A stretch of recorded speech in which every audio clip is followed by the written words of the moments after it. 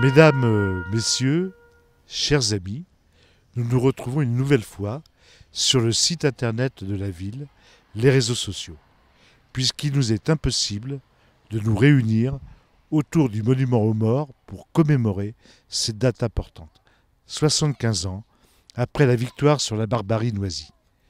La Deuxième Guerre mondiale, de 1939 à 1945, est le conflit armé le plus meurtrier de l'histoire. 55 millions de morts, dont 30 millions de civils, hommes, femmes et enfants confondus. Le fascisme hitlérien est aussi l'auteur d'un des plus abominables crimes contre l'humanité. L'extermination industrielle de millions d'hommes, de femmes, d'enfants, en raison de leurs origines, voilà à quoi aboutit sous l'œil bienveillant de la grande bourgeoisie allemande la prise de pouvoir en 1933 de Hitler et ses soutiens, qui met immédiatement en œuvre sa politique autoritaire et de négation de l'humanité et son programme de réarmement massif et de prédation territoriale. La capitulation de l'Allemagne nazie, le 8 mai 1945, signe la victoire des peuples et des démocraties sur les fascismes européens, aussi bien en Allemagne que dans les États soumis, comme la France de Pétain. Mais la capitulation du 8 mai n'est pas encore la paix. L'allié japonais d'Hitler poursuit les combats du côté de l'océan Pacifique.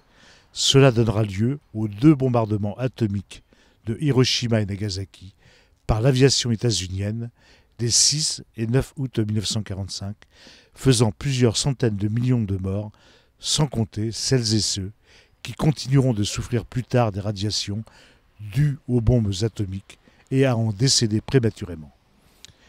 De l'autre côté de la Méditerranée, ce même 8 mai 1945, dans plusieurs villes algériennes, a lieu une répression sanglante dont sont victimes des hommes et des femmes qui souhaitaient poursuivre chez eux l'accomplissement de l'idéal de liberté pour lequel ils avaient combattu le nazisme en Europe. Nous avons donc beaucoup de choses à nous souvenir en ce 8 mai 2020. Nous constatons depuis plusieurs décennies une banalisation des idées d'exclusion et de racisme, au point que des partis politiques et des personnalités professant ces idées participent au pouvoir dans plusieurs pays d'Europe, aux États-Unis, dans d'autres grands pays comme l'Inde et le Brésil.